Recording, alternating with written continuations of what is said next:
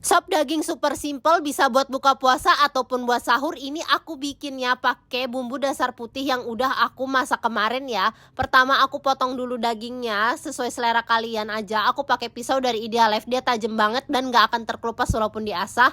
Ambil 4-5 sendok makan bumbu dasar putih yang udah kita bikin kemarin. Tumis sampai harum, lalu kita masukkan dagingnya. Kita aduk sebentar yang rata, lalu dikasih air dan juga daun salam. Aku masaknya pakai slow pressure cooker dari Idealife, tutupnya bisa di lock jadi aman, gak akan mental karena tekanan uap ya bun, dan anti lengket. Kalau udah setengah matang kita kasih wortel dan juga cabe, dan kalau udah matang kita tambahin deh seledri sama daun bawang. Jangan lupa dikoreksi rasanya ya.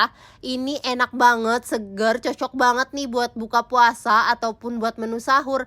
Bikinnya gampang banget, tinggal pakein bumbu dasar putih yang udah kita bikin kemarin. Resep bumbu dasar putih ada di bawah ya, silahkan di scroll. Boleh juga ditambahin kacang merah kalau kalian suka, dan juga bisa ditambahin bawang goreng. All cookware di video aku beli di Idealife.